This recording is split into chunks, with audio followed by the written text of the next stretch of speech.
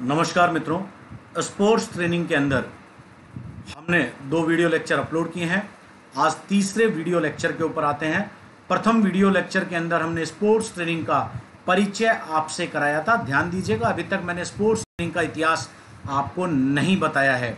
फिर मैंने sports training के कंपोनेंट्स घटक के बारे में बात करी। 4 कंपोनेंट होते हैं, जिनमें से पहला कंपोनेंट जिसको हम घटक कहते हैं वह शारीरिक घटक कहलाता है, फिजिकल कंपोनेंट कहलाता है, जिसको हम लोग अपलोड कर चुके हैं। और मैंने आपको बताया कि किस तरह ट्रेनिंग में एक बढ़िया खिलाड़ी के लिए 4 चीज़ें अनिवार्य होती हैं, जिनमें से पहला उसके फिजिकल कंपोनेंट्स, जिसके ऊपर उसको बहुत ज़्यादा ध्यान देना होता है, जो 5 गामक तत्वों से मिलकर बनता है। उसके बाद आते हैं अगले टॉपिक के ऊपर कि कौन सा दूसरा कंपोनेंट होता है। 4 कंपोनेंट में से पहला कंपोनेंट हो गया फिजिकल कंपोनेंट, और दूसरा कंपोनेंट आपके सामने टेक्निकल कंपोनेंट, जिसे तकनीकी घटक कहा जाता है। एक खिलाड़ी का केवल और केवल शारीरिक रूप से मजबूत होना ही अच्छा नहीं है, जब तक उसके पास किसी भी खेल की, जिस खेल को वो खेलता है, मूलभूत कौशल या मूलभूत तकनीक उसको ना आता हो। कौशल शब्द हटा दीजिए, कौशल तकनीक की एडवांस फेज होती है, मूलभूत तकनीक उसको ना आती हो। जैसे कि आप देख पा रहे हैं कि वॉलीबॉल के अंदर एक बेसिक तकनीक क्या है, सबसे पहले खिलाड़ी को सर्विस करना आना चाहिए, क्योंकि रोटेशन पद्धति के अंदर हर खिलाड़ी सर्विस में जाता है, और सर्विस अगर कोई खिलाड़ी खराब करता है तो उसके पॉइंट्स लूज होते हैं। तो तकनीक जो होती है, हम कह सकते हैं किसी भी खिलाड़ी के चयन का प्रथम आधार उसकी लंबाई, उसकी ऊंचाई, उसकी शरीर का भार, यह होता है। इसलिए कहीं भी जब हम लोग साई में, भारतीय खेल प्राधिकरण में, राजस्थान राज्य क्रीड़ा परिषद में, army sports boss company Lucknow में कहीं भी ट्रायल्स लेते हैं, सबसे पहले खिलाड़ी के फिजिक का ट्रायल लिया जाता है। उसके बाद फिजिक के साथ उसकी speed, strength, coordinative ability, endurance, इनका टेस्ट लिया जाता है। फिर आती है तकनीक की बात, हम सेकंड डे उसकी तकनीक को चेक करते हैं। अब बेसिकली तकनीक ट्रेनिंग क्या होती है? टेक्निक ट्रेनिंग के अंदर देखिए क्या किया जाता है। मान लीजिए कि किसी खिलाड़ी को उस खेल की बेसिक तकनीक आती है। अब हम क्या करते हैं, उस खिलाड़ी को हमने अपनी एकेडमी में पकड़ लिया। अब उसको उस तकनीक के ऊपर, तकनीक सिखाने की 3 अवस्थाएं होती हैं, जिन्हें एक्विजिशन, स्टेबलाइजेशन और ऑटोमाइजेशन कहा जाता है। क्या क्या कहा जाता है? एक्विजिशन, स्टेबलाइजेशन और ऑटोमाइजेशन। एक्विजिशन के अंदर हम खिलाड़ी को पहले उस तकनीक को सिखाते हैं, खिलाड़ी उसको ग्रहण करता है। स्टेबलाइजेशन के अंदर खिलाड़ी बहुत लंबे समय तक उसका अभ्यास करता है, जिससे उस तकनीक के ऊपर वो स्टेबल हो जाए, स्थिर हो जाए। और ऑटोमाइजेशन के अंदर एक दिन वो खिलाड़ी उस तकनीक का मास्टर बन जाता है। यही चीजें हम तकनीक ट्रेनिंग के अंदर, टेक्निक ट्रेनिंग आएगी, मैं आपको पढ़ाऊंगा आगे, उसके अंदर बहुत मोटे मोटे तौर पर अच्छे से सिखाई जाती है। जब हम लोग खेल प्रशिक्षण की बात करते हैं तो खेल प्रशिक्षण में हम लोग कहते हैं कि मोटर स्किल्स, जो हमने स्पीड, स्ट्रेंथ, एंड्योरेंस, फ्लेक्सिबिलिटी, जिनके बारे में 5 मोटर स्किल्स थी, उनको हमने बात करी थी। तो उन मोटर स्किल्स को तकनीक के साथ हम लोग 2 भागों में विभक्त करते हैं। 2 भाग कौन कौन से होते हैं? कुछ फंडामेंटल स्किल्स होती है और कुछ स्पोर्ट्स बेस्ड स्किल्स होती है। अब फंडामेंटल स्किल्स कौन सी होती है उसके बारे में हम लोग बात करें। फंडामेंटल स्किल वो होती है जो हम लोग डेली रूटीन लाइफ के अंदर यूज करते हैं। प्रत्येक व्यक्ति को चलना पड़ता है, भागना पड़ता है, दौड़ना पड़ता है, उछलना पड़ता है, कूदना पड़ता है। 24 घंटे में से 10 से 12 घंटे ऑफिस में सिटिंग करनी पड़ती है, महिलाओं को रसोई में काम करना पड़ता है। यह सब हमारी ऑन्टोजेनेटिक, मतलब व्यष्टि विकास का क्रम कहते हैं इसे, कि उम्र के साथ साथ व्यक्ति को ये सारे काम करने ही करने पड़ते हैं उम्र के साथ साथ। तो पहले हम चलना सीखते हैं, फिर दौड़ना सीखते हैं। तो ये सारी चीज हमारे फंडामेंटल स्किल्स कहलाते हैं। प्रत्येक व्यक्ति, चाहे वो स्पीड हो, स्ट्रेंथ हो, कोऑर्डिनेटिव एबिलिटीज हो, एंड्योरेंस हो, फ्लेक्सिबिलिटी हो, प्रत्येक व्यक्ति के जीवन के अंदर ये होती है। तो जब प्रत्येक व्यक्ति के जीवन के अंदर प्रत्येक व्यक्ति इनका काम करता है, तो खिलाड़ी से अलग क्या हुआ भैया? ये वो उसका मूलभूत काम है। 1 घंटा वॉक पर जाएगा, ऑफिस में बैठेगा, सोते वक्त भी मांसपेशियां कार्य क्रियाशील रहती है, तो यह मूलभूत कौशल के अंदर आया। लेकिन यही चीजें चलना, दौड़ना, उछलना, कूदना जब स्पेसिफिक कार्यक्रम के तहत हो जाती हैं, तो ये खेल कौशल के अंदर कहलाती हैं। अब खेल कौशल के अंदर मान लीजिए हमें दिन में हजारों बार बैठना, उछलना पड़ता है, ठीक है। अब मैं वॉलीबॉल खेल की बात करूं, मान लीजिए वॉलीबॉल खेल है, यही जो फंडामेंटल स्किल्स थी वॉलीबॉल में जब ये ट्रांसफर हो गई, या मैं कहूं फुटबॉल के अंदर ट्रांसफर हो गई, तो ये उस खेल का खेल कौशल कहलाई। हम लोग दिन में 10 बार बैठते हैं वॉलीबॉल के अंदर भी हमको रिसीविंग के लिए बैठना पड़ता है। हम लोग दिन में 10 बार इधर उधर मूवमेंट करते हैं, वॉलीबॉल के अंदर भी हमको बॉल के साथ इधर उधर मूवमेंट करना पड़ता है। तो जो fundamental skill daily routine life के अंदर काम में आ रही थी, खेल के अंदर आकर उनका नाम क्या हो गया? स्पोर्ट्स स्किल उनका नाम हो गया। साथ ही अब हम लोग बात करते हैं कि इन स्किल्स को डेवलप कैसे करें। देखिए, अभी मैंने आपको यह बताया कि जो रिसीविंग की स्किल थी वह फंडामेंटल स्किल जो खेल के अंदर आई तो खेल कौशल हो गई। अब हम लोग क्या काम करते हैं? हम लोग टेक्निक ट्रेनिंग के अंदर, या मैं कहूं कि खेल प्रशिक्षण के तकनीकी घटक के अंदर हम लोग इन बेसिक, जैसा अभी आपने देखा कि 2 खिलाड़ी रिसीविंग का अभ्यास कर रहे थे, हम इस बेसिक तकनीक को ट्रेनिंग के माध्यम से उसकी उच्च स्तरीय फेज में ले जाते हैं जिसे ऑटोमाइजेशन फेज कहा जाता है।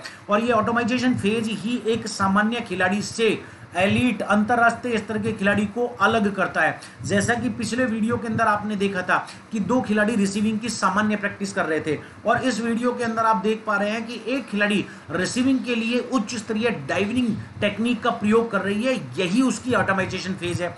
वो पिछली वाली उन दोनों खिलाड़ियों की क्या थी? वह एक तरह से उनकी स्टेबलाइजेशन फेज थी, वह तकनीक के ऊपर फोकस कर रहे थे, अभ्यास के द्वारा उसको और परफेक्ट बना रहे थे। और यह जो आपको दिख रही है यह इसकी ऑटोमाइजेशन फेज है, जिसके अंदर हवा में डाइव लगाते हुए भी वह बॉल को रिसीव कर रही है। यह तकनीक ट्रेनिंग का उद्देश्य होता है कि जहां एक्विजिशन से ऑटोमाइजेशन तक हम लोग सामान्य से एलीट खिलाड़ी तक खिलाड़ी को लेकर जाते हैं और उसे एक ऐसा खिलाड़ी बनाते हैं जो उच्च स्तरीय होता है। जब हम लोग उच्च स्तरीय खिलाड़ी की बात करते हैं तो तकनीक ट्रेनिंग के अंदर हम लोग यह भी बात करते हैं कि तकनीक ट्रेनिंग में अगर हम इस सोच को रखेंगे तो उच्च स्तरीय खिलाड़ी तभी बनता है जब केवल उसको वॉलीबॉल का अभ्यास नहीं आए, उसके साथ साथ वो, जैसे मदर ऑफ स्पोर्ट्स किसे कहा जाता है? जिम्नास्टिक्स। फादर ऑफ स्पोर्ट्स किसे कहा जाता है? एथलेटिक्स। इनका भी अभ्यास उसको अपने ट्रेनिंग सेशन के अंदर रूटीन वर्क के साथ प्रतिदिन करना ही करना चाहिए। अगर वह प्रतिदिन यह अभ्यास नहीं करता है, मान लीजिए जिस तरह से एक एथलीट ने जंपिंग का अभ्यास किया था और जंपिंग के अभ्यास के तहत उसने क्या किया कि डाइव लगाई, अगर वह डाइविंग के अंदर उसने क्या किया? रोल मारा। अगर उसको जिम्नास्टिक्स में फ्रंट रोल मारना सिखाया तो और इजी हो जाएगा उसके लिए रोल मारना। अगर वह स्टैंडिंग ब्रॉड जंप या लॉन्ग जंप की हिचकिक टेक्निक को जानता है तो उसके लिए टेक ऑफ करना और आसान हो जाएगा। तो उच्च स्तरीय खिलाड़ी को सदैव इस बात का भी ज्ञान रखना चाहिए कि उसे केवल और केवल अपने खेल पर ही फोकस नहीं करना, उसे अपने खेल के साथ mother of sports gymnastics, father of sports athletics जैसे खेल का भी ज्ञान हो, जिससे उसकी रिकवरी बेहतर रहे, रेट ऑफ इंजरीज के चांसेस कम हो जाए, उसके स्ट्रेंथ ट्रेनिंग जैसे पार्ट जो है वो बहुत मजबूत हो जाए। जब हम लोग इन चीज़ों की बात करते हैं तो हम लोग कहते हैं कि ये चीज़ें की कैसे जाती है। तो देखिए, ये बेसिक मूवमेंट बेस्ड होती हैं। जैसे अभी हमने वॉलीबॉल का जंप देखा, ये बेसिक मूवमेंट बेस्ड स्किल्स होती हैं। अब बेसिक मूवमेंट बेस्ड स्किल कैसी होती है? ये 3 प्रकार की होती है जिनको हम लोग मोटर एक्टिविटीज़ के आधार पर बांटते हैं। कौन कौन सी होती हैं वो देखिए। पहली होती है general versus specific skills. General skill क्या है? एक सामान्य जानवर भी कौन के बीच में से, या मैं कहूं कि फ्लैग्स के बीच में से जिगजैग रन करते हुए निकल जाता है, यह उसकी एक सामान्य एजिलिटी, चपलता की योग्यता है, सामान्य व्यक्ति के अंदर भी होती है।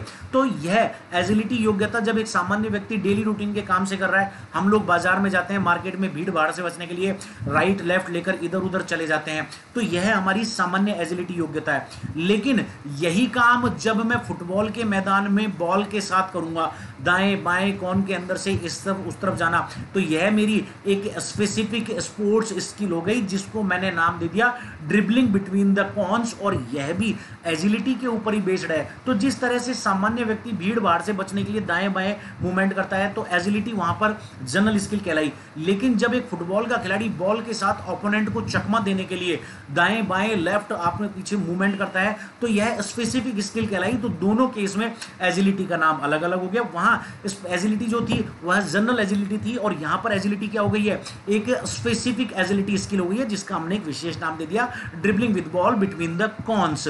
दूसरी, ठीक है, एक एग्जांपल और आ गया है। मान लीजिए सामान्यतः कोई भी एक व्यक्ति एक पैर के ऊपर खड़ा हो सकता है, तो यह उसकी स्टैटिक बैलेंस एबिलिटी कहलाती है। सामान्य व्यक्ति अगर एक पैर पर खड़ा हो रहा है तो यह उसकी स्टैटिक बैलेंस एक्टिविटी कहलाती है। कोई भी व्यक्ति कर सकता है। लेकिन यही क्रिया जब एक खिलाड़ी या एक जिम्नास्ट बैलेंसिंग बीम के ऊपर करता है तो यह उसके खेल का हिस्सा हो गई, जहां पर उसने स्पेसिफिक स्किल के बतौर इसको परफॉर्म किया और उसके लिए उसको मार्किंग दी गई और उसके प्रदर्शन को उच्च स्तरीय, निम्न स्तरीय इसके आधार पर वितरित किया गया। तो सिंगल लेग जब व्यक्ति ने सामान्यतः अपने काम से किया, सामान्य व्यक्ति की तरह का, तो स्पेसिफिक स्किल। लेकिन यही काम जब जिम्नास्ट ने बैलेंसिंग बीम में विद सिंगल लेग किया तो उसकी स्पेसिफिक स्किल हो गई। दोनों में क्रिया एक ही है, सिंगल लेग, यह अंतर होता है।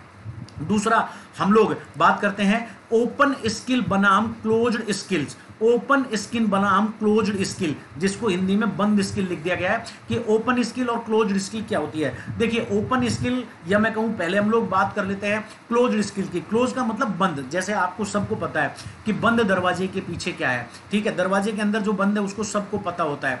जिम्नास्टिक जैसे खेल, फिगर स्केटिंग जैसे खेल, यहां पर क्या किया जाता है कि यहां पर जिम्नास्ट को पहले ही पता होता है कि मुझे कैसा परफॉर्म करना है। जिम्नास्ट पहले ही ये डिटरमाइन कर लेता है कि मुझे कार्टविल में इस तरह से परफॉर्म करना है, मुझे बैलेंसिंग बीम में इस तरह से परफॉर्म करना है। तो जिम्नास्ट को जब पता है कि मेरे सामने एक एरेना है, उस एरेना के अंदर मुझे मेरा सर्वश्रेष्ठ देना है, जिसका वो हजारों बार पहले अभ्यास करता आया है, बस उसी अभ्यास को उसको दोहराना है, क्योंकि डिस्टर्ब करने वाला तो कोई है नहीं, इंटरफेयर करने वाला कोई है नहीं।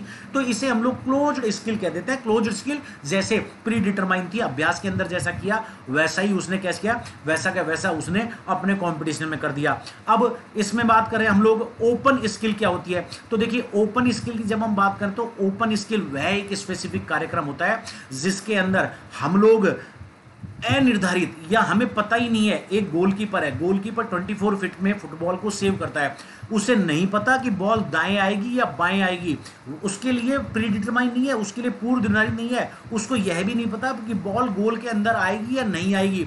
अब इससे क्या होता है कि उसके अंदर स्टिमुलेंट्स जागृत होते हैं, जहां पर प्रदर्शन के अंदर एकदम से एक आपात स्थिति आ जाती है और उसको तुरंत रिएक्शन देना पड़ता है। ये ओपन स्किल होती है, जहां पर हमें पता नहीं है कि आने वाली मूवमेंट कैसा होगा।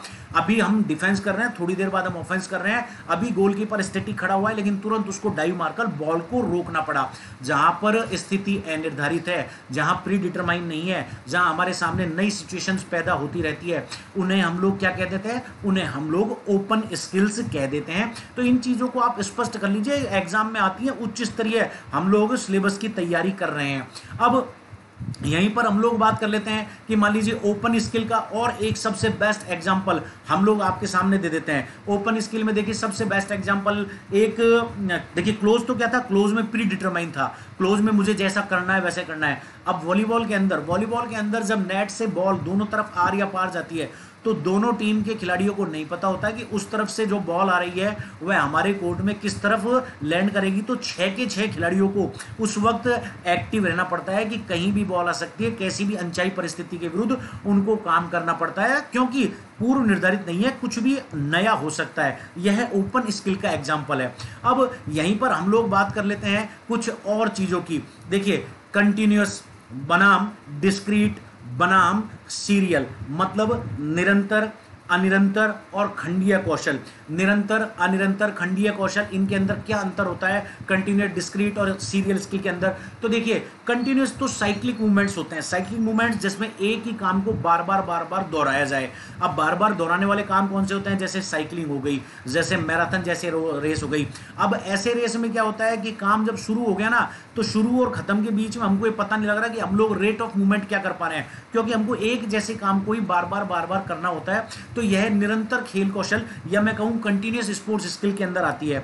अब दूसरी हम लोग बात कर लेते हैं कि जो अनिरंतर, या जिसको हमने असतत या डिस्क्रीट कहा है, कि ये डिस्क्रीट, भैया डिस्क्रीट जो स्पोर्ट्स स्किल होती है वह क्या होती है। तो देखिए लगभग साइक्लिक मूवमेंट से अलग हटकर असाइक्लिक मूवमेंट, लेकिन ऐसा काम जिसके अंदर हम लोग शुरुआत और अंत को पहचान पाए। मान लीजिए एक जंप हम ले रहे हैं, जंप लेने से पहले हमको क्या करना पड़ेगा, जमीन पे अपने घुटनों को हल्का सा बेंड करना पड़ेगा, ऊपर जाएंगे और वापस आते टाइम पुनः हमको घुटनों को बेंड करना पड़ेगा। यह लिगामेंटल कंडीशंस के हिसाब से, या मैं कहूं कि प्रोप्रियोसेप्टिव न्यूरोमस्कुलर फैसिलिटेशन, जिसे पीएनएफ सिद्धांत कहा जाता है मसल्स का, उनके हिसाब से अति आवश्यक है। तो ऐसे मूवमेंट जिसको डिस्क्रीट, मतलब वो डिसकंटिन्यूड मूवमेंट है, साइक्लिक नहीं है, असाइक्लिक है, असतत है, लेकिन उसके अंदर एक डिटरमाइंड आइडेंटिफाइड स्टार्ट और स्टॉप है। जंप का मैंने आपको एग्जाम्पल दे दिया।